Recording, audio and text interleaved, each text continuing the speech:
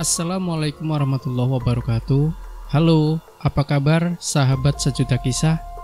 Senang sekali kami bisa kembali hadir menjumpai Anda. Tentunya seperti biasa akan menghadirkan kisah-kisah nyata yang menarik, seperti kisah berikut ini yang sudah kami siapkan untuk Anda, berjudul Akibat tumbal tanduk rusa, sulit mendapat jodoh.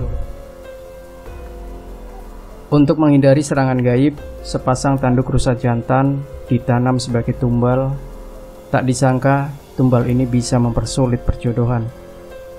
Banyak kolektor awetan binatang memajang rusa jantan di dinding rumahnya. Salah satu maksudnya mungkin agar terkesan estetik dan berwibawa. Tapi tahukah Anda, menurut beberapa ahli tata letak bangunan atau Feng Shui, bila kepala rusa jantan itu dihadapkan ke dalam rumah, maka akan mengakibatkan pemilik rumah akan sering sakit-sakitan, bahkan bisa meninggal dunia. Mengapa bisa demikian? Dikatakan sengatan aura tanduk rusa yang tajam itu dianggap sarci atau panah mematikan. Lalu bagaimana jika tanduk rusa jantan ini digunakan untuk tumbal? Diketahui sekitar tahun 70-an, banyak perwira militer yang setelah memasuki masa pensiun dikaryakan sebagai pamong praja di desa-desa tertentu, sebab kondisi negeri yang masih belum stabil dan aman. Para ex-militer yang rata-rata memiliki ketegasan dan punya wibawa itu dianggap mampu menjadi pengayom masyarakat. Kebetulan juga banyak masyarakat yang merasa tentram di bawah lindungan mereka. Begitulah dengan yang terjadi pada Pak Walido. Sebagai anggota TNI Angkatan Darat, dia percaya menjabat sebagai kepala desa Pak Polo di sebuah desa yang terletak di wilayah Kabupaten Sragen. Sebagaimana umumnya desa-desa di Tanah Jawa, bahkan di wilayah Kepulauan Nusantara lainnya, sampai sekarang tak dipungkiri kalau hal mistis masih tetap tumbuh dengan suburnya, apalagi kalau sudah memasuki dimensi wilayah kekuasaan seperti halnya Kades. Banyak orang yang iri ingin merebut dengan berbagai cara, termasuk dengan menggunakan ilmu gaib. Untuk mengantisipasi hal tersebut, untuk membuat benteng gaib di tempatnya kantor desa tempatnya bertugas, maksudnya agar dia terhindar dari segala mara bahaya. Sesuai dengan rencananya, waktu itu dia pun mendatangi guru spiritual yang tinggal di lereng Gunung Merapi. Orang-orang yang hidup di lereng gunung memang dianggap memiliki kemampuan spiritual yang cukup tinggi, karena diyakini bisa berdialog dengan alam. Hal ini tertuang dalam konsep pemahaman hidup Trihista Karana, jalan manusia Tuhan. Mereka yang dapat berdialog dengan alam, maka dianggap bisa berdialog dengan Tuhannya. Dan salah satu yang dianggap memiliki kemampuan tersebut adalah Mbah Gepeng Wicaksono. Spiritualis tua inilah yang sejak Pak Walido masih aktif bertugas di dinas kemiliteran selalu menjadi tempat curhatnya. Bahkan semasa ditugaskan di Timur-Timur untuk pertama kali, Pak Walido dibekali sifat kandel berupa kol buntet dan cundrik singkir. Beberapa kali tubuhnya tersambar peluru, namun hanya lecet saja. Makanya setelah Pak Walido menjabat kepala desa dan merasa kedudukannya banyak yang mengancam, dia pun kembali mendatangi Mbah Gepeng Wicaksono untuk memecahkan masalahnya. Memang semakin tinggi jabatan itu, makin banyak cobaan hidup, jelas Mbah Gepeng. Lah, sebaiknya Nanda menggunakan cara apa, Mbah? Agar jabatan saya tidak ada yang menjahili. Kalau bersaing secara jantan dan terbuka, saya malah suka, Mbah. Tapi ini kan urusannya lain, kata Walido mengutarakan apa yang dirisaukannya. Setelah berpikir sejenak, akhirnya Mbah Gepeng menyatakan agar di pintu masuk gapura balai desa diberi tumbal berupa tanduk rusa jantan. Apa fungsi tanduk itu, Mbah? Tanya Walido heran. Selain melindungi jabatan kamu dari bahaya yang tak diinginkan, juga anak-anakmu akan dilindungi semua keselamatannya oleh khodam yang menghuni tanduk rusa jantan itu, jelas Mbah Gepeng. Walido tak banyak tanya lagi, dia pun bersedia mengikuti saran Mbah Gepeng. Akhirnya, saat itu di malam Anggoro Kasih atau Selasa Kliwon, Prosesi penanaman tumbal tanduk rusa jantan itu dilakukan. Selain kepala rusa yang ditanam di depan gapura, yang sebelumnya dimandikan dengan darah ayam cemani terlebih dahulu, di pojok balai desa juga ditanami telur ayam cemani dan telur angsa yang kemblekeren atau tak jadi wurung. Memang ritual ini terbukti ampuh. Sejak diadakan penumbalan itu, hampir tak ada gangguan yang berarti sama sekali. Dan anak-anaknya yang berjumlah 7 orang semuanya dapat mengenyam pendidikan tinggi. Bahkan setelah lulus, anak-anak Pak Walido itu langsung dapat pekerjaan sebagai PNS. Sebagai ayah, tentu saja Pak Walido merasa bangga. 3 orang anaknya menjadi PNS dengan posisi yang cukup tinggi, sementara keempat anaknya yang lain masih merintis di bangku pendidikan. Namun, petaka itu akhirnya datang juga setelah Pak Walido wafat. Saat akan meninggal, dia tidak berpesan apapun pada putra-putrinya bahwa istrinya, Ibu Cempluk Polena pun tak diberitahu perihal penanaman tanduk rusa jantan itu. Pergeseran hidup keluarga almarhum Walido pun mulai berlangsung secara perlahan.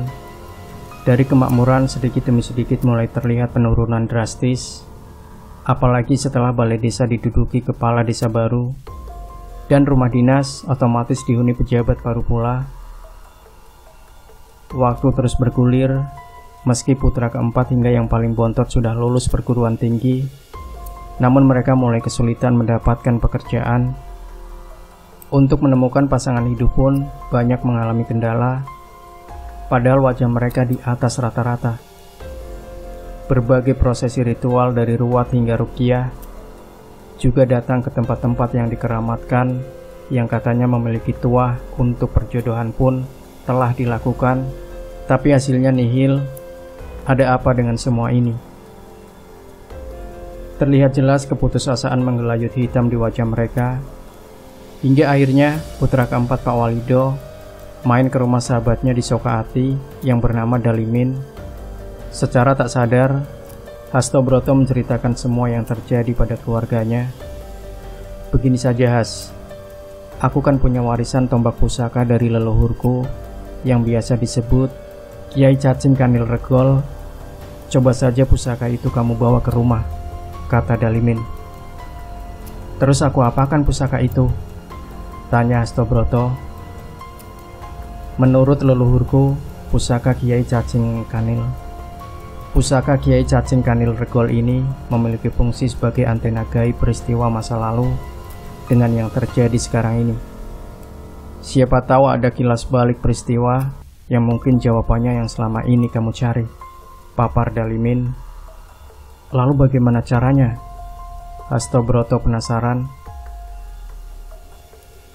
Akhirnya Dalimin, pemuda desa itu, menjelaskan prosesi ritual penggunaan pusaka tersebut, yang konon oleh leluhurnya sering digunakan untuk sarana awal ruwatan.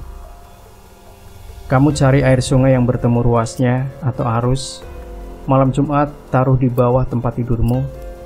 Pusaka ini kamu minyaki dengan minyak misik jafaron dan diberi bunga liman, terus kamu tidur. Jelas Dalimin lagi. Pusaka berupa tombak bernama Kiai Cacing Kanil Regol itu akhirnya dibawa ke rumah Hasto Broto. Singkat cerita, setelah tiba malam Jumat, semua petunjuk dari Dalimin dilaksanakan. Malam itu Hasto Broto baru bisa tidur setelah jam 12 malam.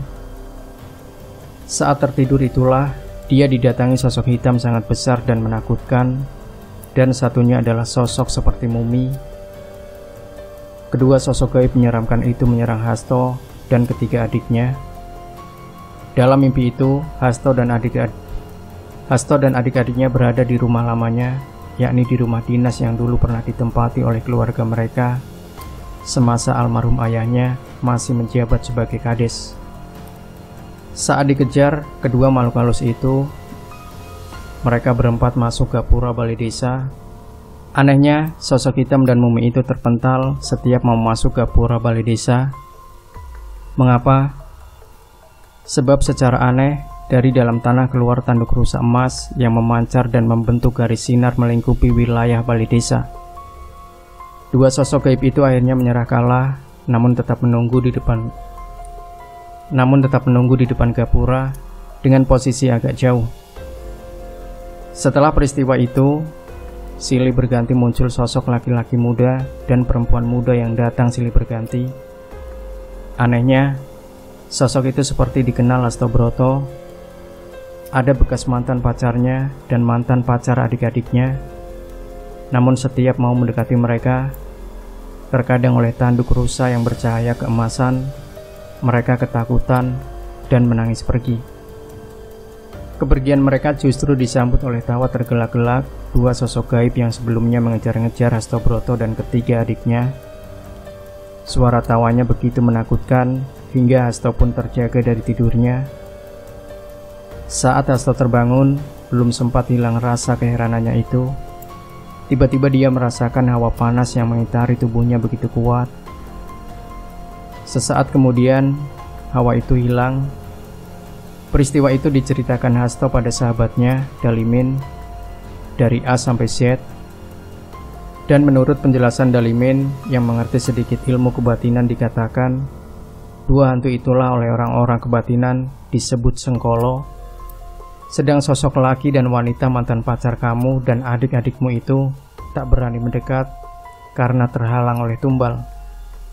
Tumbal tanduk rusa itu, tanya Hasto menduga-duga. Benar sekali, karena yang memasangnya sudah meninggal dan tumbal itu berkekuatan hodam, maka seakan dia itu ibarat hewan peliharaan yang menjadi liar karena tak ada yang merawatnya lagi, sehingga tak tahu dan tak dapat membedakan siapa musuh dan bukan, keturunan tuanya atau bukan. Sebagai akibatnya, perjodohan kalian menjadi berat. Begitu menurut analisaku, papar Dalimin panjang lebar. Terus bagaimana cara mengatasinya, Min? Hastobroto gusar sekali. Kamu harus menggali tanah di mana tempat tanduk rusa itu dulu ditanam oleh almarhum ayahmu, saran Dalimin. Kalau sudah hancur jadi tanah, bagaimana? Dikira-kira saja, ambil tanah itu buat gelu atau bulatan sebanyak 7 butiran, bungkus dengan mori masing-masing 7 buah, lalu labuh di laut biar ternetralisirkan. Mudah-mudahan dengan cara ini, kamu dan adik-adikmu segera menemukan jodoh masing-masing, jelas Dalimin lagi. Atas petunjuk ibunya, Campluk Polena, Hasto dan adik-adiknya akhirnya menggali di mana dulu tanduk rusa itu ditanam oleh almarhum ayah mereka. Beruntung sekali, sebab setelah digali, ternyata masih ada sisa-sisa tanduk rusa jantan tersebut. Serpihan tulang itu segera dibungkus beserta tanahnya dan dibuat menjadi 7 gumpalan, lalu dibungkus dengan kain mori dan segera dibuang ke pantai Parangtritis, Yogyakarta. Setelah 1 tahun sejak peristiwa itu, Hasto akhirnya menikah dengan Linawati, pemilik salon di daerah Ngawi. Tertaati Unggul Pawenang, adiknya dapat jodoh pemuda asal Kudus yang bekerja di perusahaan ekspor kayu. Sementara itu, Zain Al-Fatih kawin dengan janda ayu yang buka toko kelontong. Yang paling bontot, Wening Wenang Purba Anisesa saat ini sedang menjalin hubungan serius dengan seorang pengusaha. Dari cermin peristiwa yang menimpa keluarga ini, seharusnya kita tidak gegabah dalam melakukan sesuatu, apalagi yang berbau gaib yang tidak kita pahami secara mendetail. Sebab kadang akibat yang tak disadari bisa begitu fatal hingga ke anak turunan kita. Yang paling bijak adalah mempertebal iman pada Sang Pencipta dan berserah diri hanya padanya. Semoga kisah kecil ini ada hikmah yang bisa dipetik. Amin. Demikian sahabat sejuta kisah, sebuah kisah yang menarik dan mudah-mudahan kita bisa mengambil pelajaran dari kisah ini. Jangan lupa berikan komentar Anda, like, share video ini, subscribe channel Sejuta Kisah, dan kembali nantikan kisah-kisah nyata terbaru dari kami setiap harinya. Sampai jumpa. Wassalamualaikum warahmatullahi wabarakatuh.